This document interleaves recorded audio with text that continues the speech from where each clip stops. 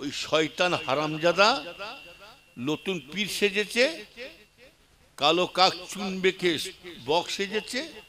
হ্যাঁ, সেই তার ভক্ত মিরিয়া ইউটিউবে বলছে যে কি শয়তান হারামজাদা বলে কি বলছে, আব্বাস সিদ্দিকী শুকুরে যেমন পাচাটা যেমন গোল, আব্বাস সিদ্দিকী সোরের থেকেও কঠিন খারাপ জিনিসের মুখটা।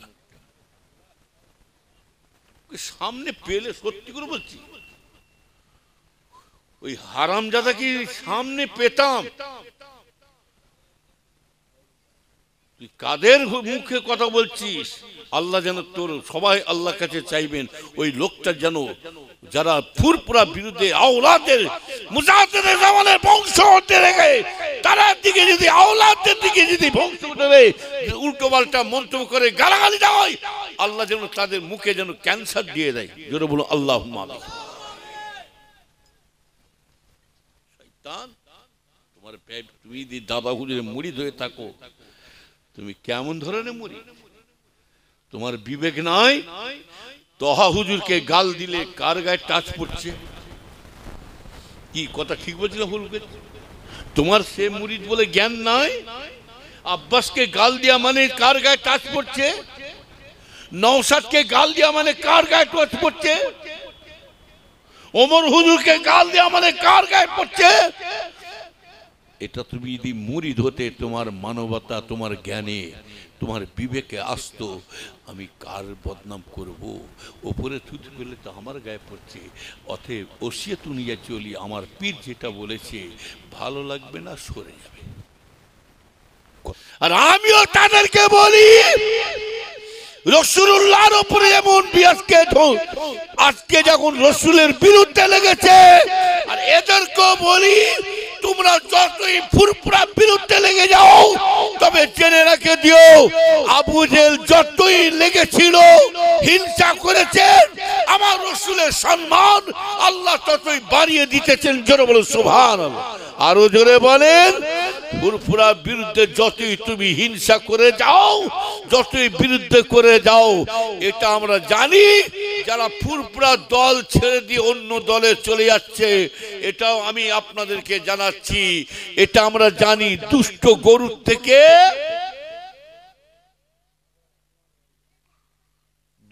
গরুর থেকে সৈন্য গোয়াল থাকা ভালো। আর এক গইলে যদি দুষ্ট গরু আর ভালো গরু ঢুকে যায় কি হবে? জোরে বল। বাঘ আর ছাগলকে একই বর্তনে পানি খাইয়েছে। এখন কোন হুজুর পীর সাহেব নতুন সব হুজুর হচ্ছে, মৌলী সাহেব হচ্ছে, এমএলএ, মন্ত্রী, রাষ্ট্রপতি, প্রধানমন্ত্রী সব আমাদের নেতা বাবু পীর সাহেব মৌলী সাহেবকে বলেন না, তুমি এখন মিটা হয়েছ, তুমি বড় পীর সাহেব শাস্ত্র, তুমি হুজুর শাস্ত্র, তবে জেনে রেখে দিও, শুনে রেখে দাও, তুমি বড় নেতা হয়েছ, বড় বড় মন্ত্রী হয়েছ, তুমি কেমন ধরনের আমাদের নেতা? তুমি আর বাঘ আর ছাগলকে একই বর্তমানে পানি খাও তো দেখি তোমার ক্ষমতা কত আছে। খাও তো, খাও, যাও। বাঘ বলবে হ্যাঁ পানি খাবো নি, তোকে আগে খেয়ে তারপর পানি খাবো। কি বলবে? আগে নিটাকে খাই তারপর তোকে খাবো, পানি খাবো। এখন আবার পানি খায়, আগে হুজুরকে খাবো তারপর পানি খাবো। কথা বলি ও রেখে দিন ভাইয়ানেরা, তবে জেনে রাখবি ভাইয়ানেরা, এই যে ফিতনা ফাসাদটা হবার কারণ হলো অন্য কিছু নয় আমার ভাই জানেরা, অন্য কিছু নাই। বললে মামার খায়, না বললে বাপ ব্যাং খায়। যার কারণে আজকে কি দেখেছি, কি দেখছি, আরো কি দেখবো, ফুরফুরা শরীফ কি দেখেছিলাম ও মুরিদদের মধ্যে আওলাদের মধ্যে কি দেখেছিলাম ও, আর এখন কি বর্তমান দেখতে পাচ্ছি ভাইজান, আরো কত যত দিন যাবে আরো কি নাই দেখতে পাবো। তবে জেনে রাখবে ভাইজানেরা, ওই জন্য তো আমাদের এই হালত দেখে, অবস্থা দেখে আমাদের আজকে ঠেলাঠেলি গুণ, আজকে আমাদের মধ্যে একতা মিল মহব্বত নাই বলে ওই জন্য গায়ের কমরা আমাদের কাছে সুযোগের সদ্ব্যবহার করে যাচ্ছে। হাঁকিনা জোরে বলুন। গায়ের কমরা বুঝে নিয়েছে এই সময় এদের মার, এই সময় ওদেরকে সিধে কর।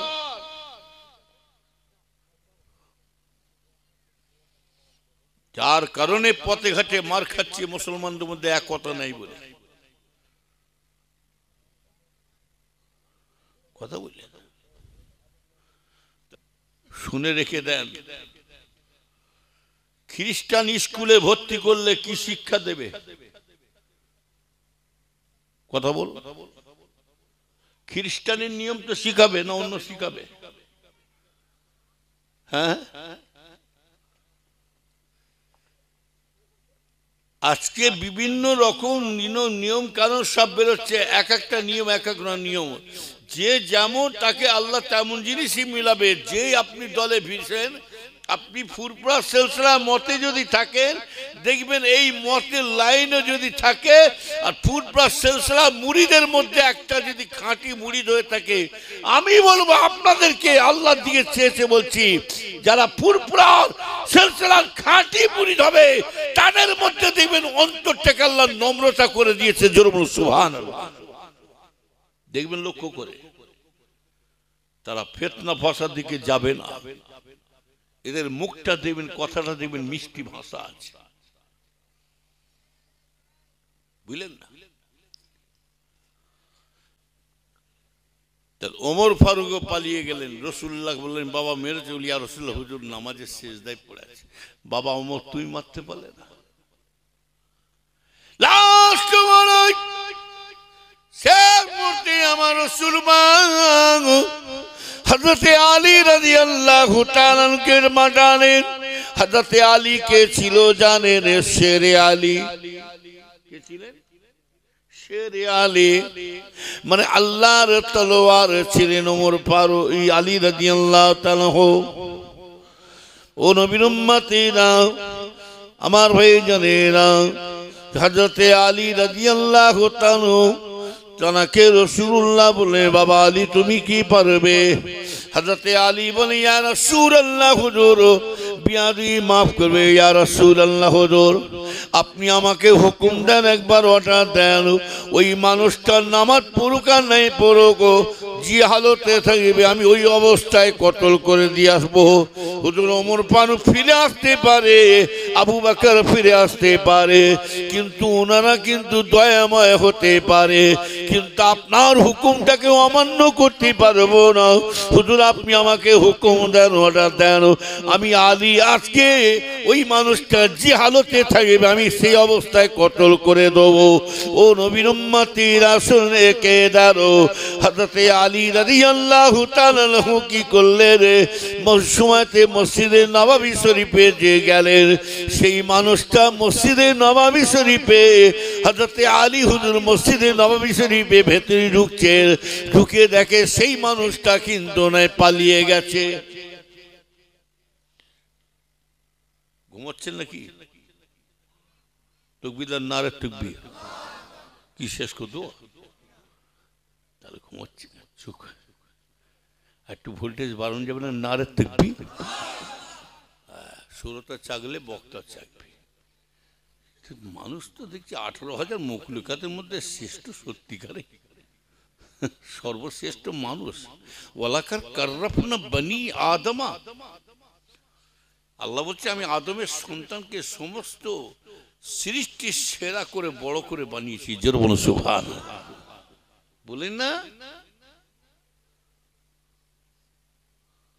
তাহলে আমি যে কথা বলতে চাইছিলাম এটা বেশি লম্বা করব না, তাহলে কি বললাম? তাহলে হযরত আলী হুজুর চলে গেলেন, যে দেখছেন কি সেই মানুষটা কি নাই, চলে গেছে। সেই মানুষটাকে খুঁজে পাওয়া গেল না। ও নবী উম্মতেরা, হযরতে আলী রাদিয়াল্লাহু তাআলা আনহু আল্লাহ রাসূলের কাছে এসে হাজির হয়ে গেলেন। ইয়া রাসূলুল্লাহ, হুজুর আমি এত করে খুঁজলাম সেই মানুষটাকে মারবো বলে, মসজিদে নববী শরীফের ভেতরে তো দূরের কথা, মসজিদে নববী শরীফের আশেপাশে সেই মানুষটাকে পেলামও না। আল্লাহ রাসূল নবী সাথে সাথে বলেছিলেন, ঠিক এইভাবে কিতাবটার মধ্যে লেখা আছে উর্দুতে, কিতাবটার নাম হচ্ছে বাগে জান্নাত, লেখা হলো আশরাফ আলী থানী সাহেব হুজুর। ও নবীর উম্মতেরা, হযরতে আলী বলেন যখন বলে চলো পেলাম না, আল্লাহ রাসূল দাঁড়িয়ে বলেছিলেন কি দেখে এলেন? আমার রাসূল কি জবাব দিচ্ছে? ও আমার সাহাবারা, আমি যে রাসূলুল্লাহ তো এই মানুষটাকে মারবার কেন অর্ডার দিয়েছিলাম শুনে রেখে দাও। আমি রাসূলুল্লাহ কেন মেরে দিবার হুকুম করেছিলাম, তবে জেনে রেখে দিও সামনে কিন্তু কঠিন দিন আসছে, বিপদ আসছে, কি জেনে রেখে দিও বাবা। আল্লাহ রাসূল বলেছিলেন, বাবা একটা দিন আসবে, সময় আসবে, এই নামাজ রোজা তাসবিহ তিলাওয়াত কোরআন তিলাওয়াতে এইবার বড় বড় হাদিস ছাড়িয়ে বড় বড় কোরআন হাদিসের কথা বলে তোমাদেরকে এমন মন গলিয়ে দেবে, তোমাদের অন্তর গলিয়ে দেবে।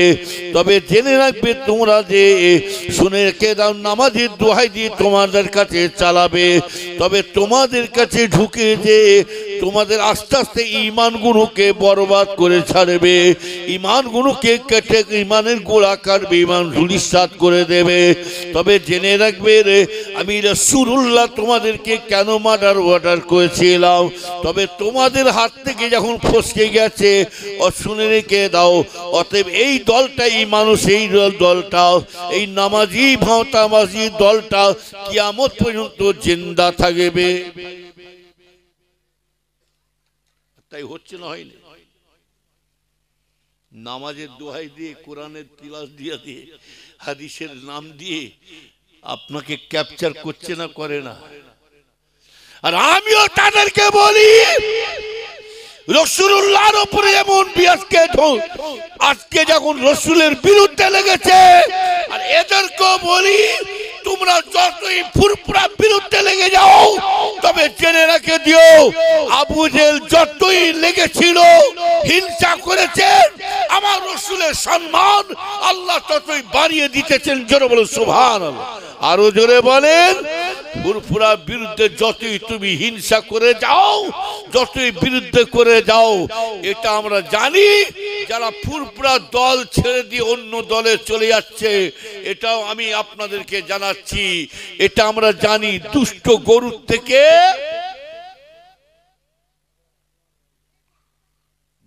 গরুর থেকে সৈন্য গোয়াল থাকা ভালো। আর এক গইলে যদি দুষ্ট গরু আর ভালো গরু ঢুকে যায় কি হবে? জোরে বল, এই কথা মানে গুচু গুচু করে গইলে ভেঙে দিয়ে পালাবে। অতএব আমার একটা থাকা ভালো। কথা বলেন না?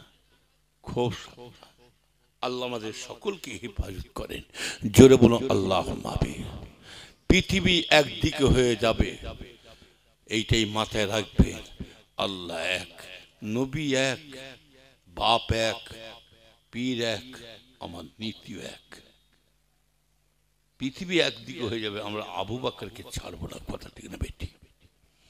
মরিছি যখন, ধরিছি যখন, আবু বকরের ঝান্ডা ধরে আমরা আল্লাহ জান্নাতে যাব। জোরে বলো সুবহান। আবু বকর যদি খাঁটি ওলি হয়ে থাকে, কে কি পীর শাস্ত্র আমার দেখার দরকার নাই, ওটা আমরা জানি। চুলকনি ডাক্তার একটা ডিগ্রিওয়ালা আছে, আর একটা চুলকনি ডাক্তার পথে কি ফুটপাতারে বসে থাকে।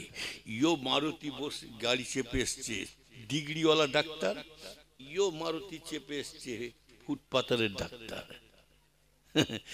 ডিগ্রিওয়ালা ডাক্তার চুপ করে বসে আছে, ওকে বলতে হয়নি এই আসো বাবা চুলকনি ওষুধ নিয়ে যাও, নিয়ে যাও, আমার দোকানে মাল সাজানো আছে, তোমার পছন্দ হয় লাও, নালে চলে যাও। কথা ঠিক না বেটি? আর যদি ঢেলে দিই লাও না, চুলকনি ওষুধটা ভালো ভালো ওষুধ দিচ্ছি, লাও না, একদম একদম চ্যালেঞ্জ গ্যারান্টি মাল মাল করতে দিচ্ছে, তাহলে জানতে হবে ডাল মে কুছ, ডাল মে কুছ। একজন ডাঙারসে বসে আছে কি চেয়ারে, চেম্বারে, আর ইও লিখছে, বড় ওনার কাছে ডুগি যাচ্ছে চেম্বারে, আর এর কাছেও ঘিরে আছে, আর এ খালি হাঁকছে, আসুন দাদা, দাঁত, হাজা, কাউর, একজিমা, চুলকনি, ওষুধ বুঝলেন না? এইসব নতুন নতুন যা সাজছে নাই, ওসব আমরা চুলকনি হুজুর মনে করি তাদেরকে। ওটা চুলকনি হুজুর বেরিয়েছে, আমাদের চুলকনি সারাতে বেরিয়েছে। নবীর উম্মতেরা ওদিকে ছেড়ে দেন, তবে যে কাঠ খাবে সে আংরা হাঁকবে। তবে আমার ভাই জানে না, কারণ নাম বিরুদ্ধে বলে ওয়াজ করে লাভ হবে না। তবে যে যা পাচ্ছে করে জানো।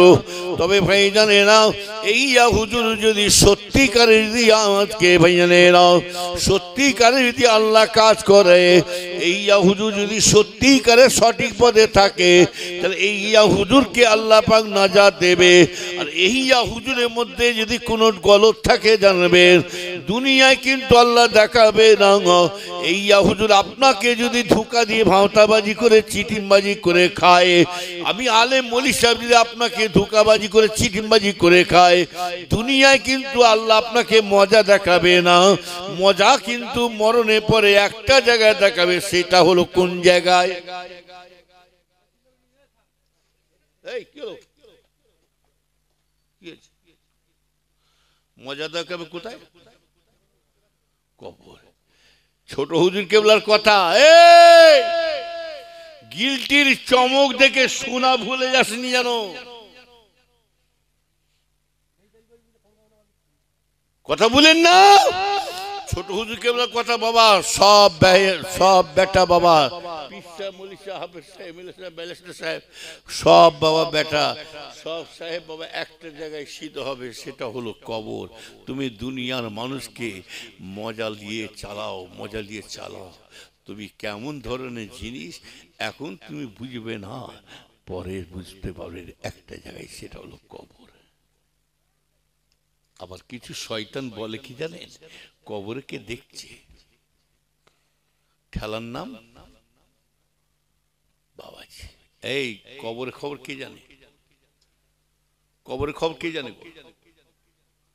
মোরটাই জানে। কথা বলেন না। যাই হোক, আল্লাহ আমাদের সকলকে হেফাজত করেন। জরুর আল্লাহ মামি, আরো জরুর আল্লাহ মামি। আমার লাস্ট কথা হলো, পীরের ছেলে কি করছে না করছে আপনার দেখার দরকার নাই। আমার ওসিয়তুল নামার দিকে ফলো করব, আমার আবু বকর, আমার পীর মোর্শেদ ওসিয়তের দিকে ফলো করব। আমার আবু বকর যে মতে চলবে, পীরের আওলাদরা, নাতিপুতারা, আমি তাকে ভালোবাসবো। আর যে বেলাইনে চলবে কোনো কথা বলবো না। যদি মুরিদ হয়ে থাকে, আলেম যদি হয়ে থাকেন, আপনার বিবেকে এটাই মাথায় রাখবেন যে আমি যে কথাগুলো যদি ছড়াই, ওপরে থুতু ফেললে যেমন আমার নিজের গায়ে পড়ে, অতএব আমি কেন পীরের লোকজনকে বলবো আমার পীরের গায়ে টাচ পড়ছে, ভালো লাগে না, আপনি পীরের ওসিয়ত অনুযায়ী আপনি সরে যান। কথা ঠিক না বেটি? আচ্ছা বলুন তো, এহিয়া হুজুরকে গাল দিলে, আপনারা যদি কেউ এহিয়া হুজুরকে গাল দেয়, কার গায়ে লাগছে? এর কথা বলে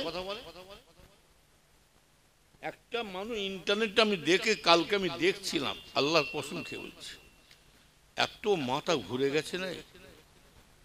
ওই জন্য বলি যে খ্রিস্টান স্কুলে ভর্তি করলে খ্রিস্টানের নিয়মগুলো শিখবে। ওই শয়তান হারামজাদা নতুন পীর সেজেছে, কালো কাক চুন বেঁকে বক সেজেছে, হ্যাঁ, সেই তার ভক্ত মিরিয়া ইউটিউবে বলছে যে কি শয়তান হারামজাদা বলে কি বলছে, আব্বাস সিদ্দিকী শুকুরে যেমন পাচাটা যেমন গোল, আব্বাস সিদ্দিকী সোরের থেকেও কঠিন খারাপ জিনিসের মুখটা সামনে পেলে, সত্যি করে বলছি, ওই হারামজাদা কি সামনে পেতাম,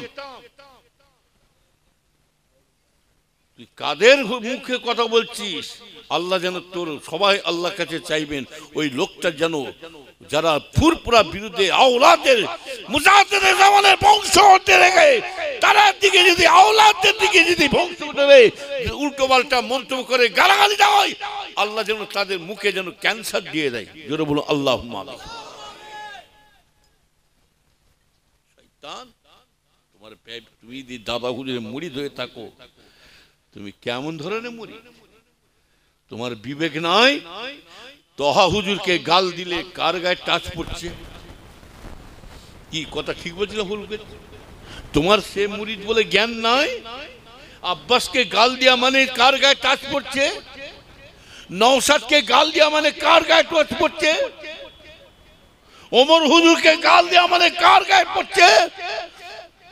এটা তুমি যদি মুরিদ হতে, তোমার মানবতা, তোমার জ্ঞানে, তোমার বিবেকে আসতো, আমি কার বদনাম করব, ওপরে থুতু করলে তো আমার গায়ে পড়ছে, অতএব ওসিয়ত নিয়ে চলি, আমার পীর যেটা বলেছে ভালো লাগবে না, সরে যাবে। কথা বুঝতে পারছেন?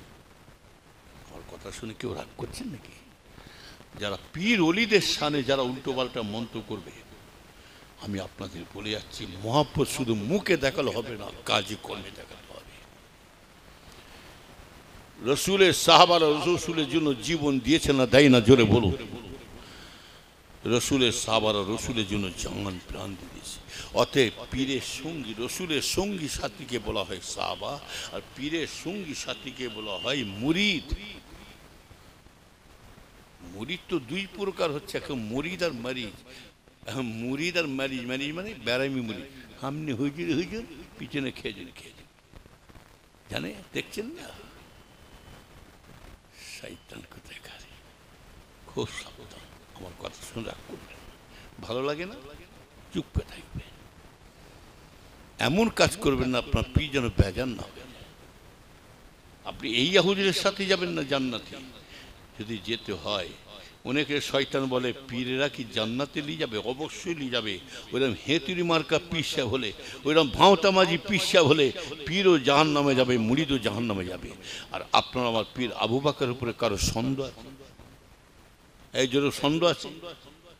আবু বকর যদি খাঁটি পীর হয়ে থাকে, সাচ্চা পীর, আমরা যদি খাঁটি মুরিদ, সাচ্চা মুরিদ হয়ে থাকি, অবশ্যই আবু বকর যদি জান্নাতে যায়, অবশ্যই এই মুরিদগুলো আল্লাহর, দেখবেন এই মুরিদগুলো আপনার আমার পীর মুজাদ্দিদ জামানের সাথী হয়ে আল্লাহ জান্নাতে রওনা হয়ে যাবে। জোরে বলুন না সুবহানাল্লাহ। মুক্তিসার করলাম, রাগ করবেন না। এই একটু আগে আসুন না, রাস্তা দাঁড়িয়ে আছে। এই দিক দিয়ে ঘুরে আসতে বলে, এই দিক দিয়ে জায়গা আছে।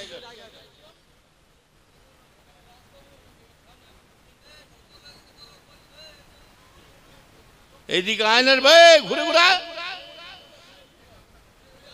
জোরে জোরে লা ইলাহা ইল্লাল্লাহ, লা ইলাহা, লা ইলাহা ইল্লাল্লাহ। নারে দেখবে, নারে দেখবে। মুক্তেসার করবো আমি, আর বেশি লম্বা করব না। শরীরও ভালো নয়, দোয়া করে, দোয়া করে, শরীরও ভালো নয়।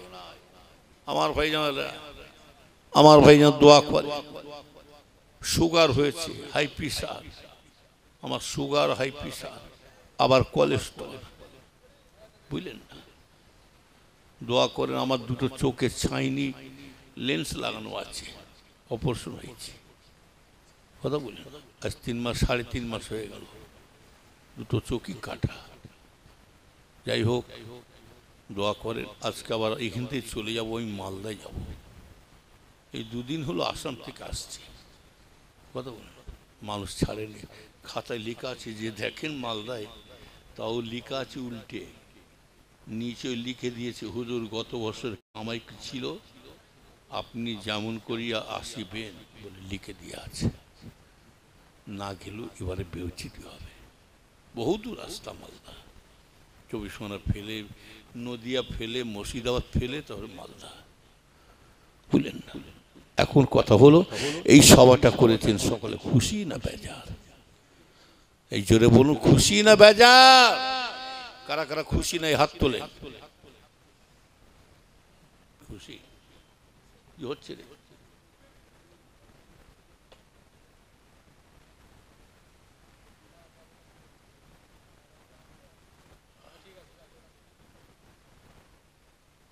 সবাই দেখা হয়ে গেছে? আমিও দেখিনি,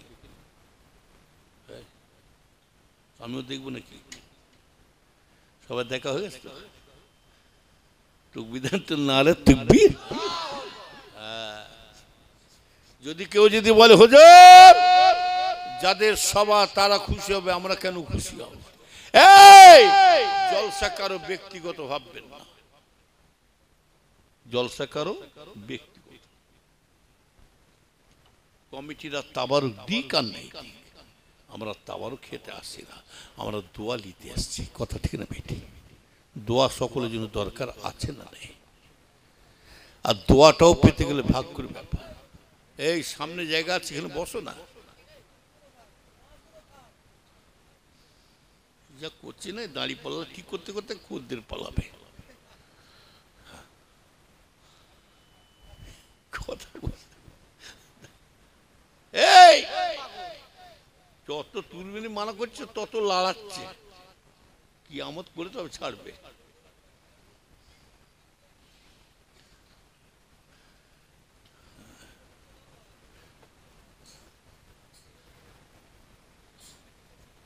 আমার গাড়ি মতন হচ্ছে, আসামে একটা গাড়ি চেপেছি বটে। কি গাড়ি? জাইলো গাড়ি চাপছি, চেপে চেপে আমাকে বলছি হুজুর আপনি গাড়ি চালান। আজ গাড়িওয়ালার মালিক বলছে হুজুর আপনি গেছি, যে যেতে যেতে দেখি বন্ধ হয়ে গেছে। ঠেলে ঠেলে ঠেলে ঠেলে ঠেল ঠেলে ঠেলে জলসায় নিয়ে চলে গেছি, বুঝলেন না। একজন বলছে তেল বেশি হয়ে গেছে বলে এই জন্য বন্ধ হয়ে গেছে। কি বলি বলছি, তেল আবার বেশি হলে বন্ধ হয়? এখন কথা হলো, জলসা কারো ব্যক্তিগত নয়, মসজিদ কারো ব্যক্তিগত নয়। আপনার বাপের মায়ের সব এসানি যদি করেন, দাও যদি না দেন, তাও আমি আসবো দোয়া নিতে। কি করছে? গরু বিক্রি করবে নাকি? এই কোমরে গামছাওয়ালা,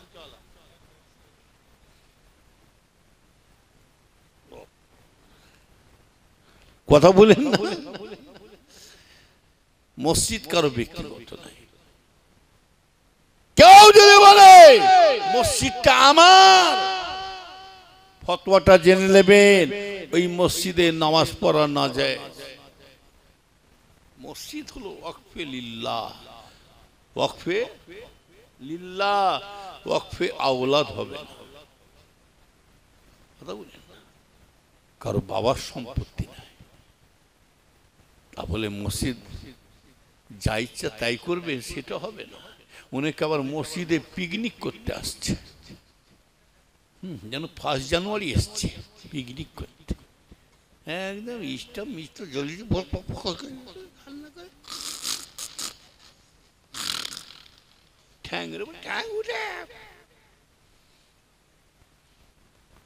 হুজুরা বললেই খারাপ। হুজুরা হক কথা বলে বলি তো তোমাদের কষ্ট হয়। হ্যাঁ, আমার ইমানদার ভাইজানরা ভালো করে খেয়াল, জলসা কারো ব্যক্তিগত নয়, মসজিদ কারো, মাদ্রাসা কারো। তবে হ্যাঁ, অনেকে সাহায্য করে, সহযোগিতা করে, দান করেন।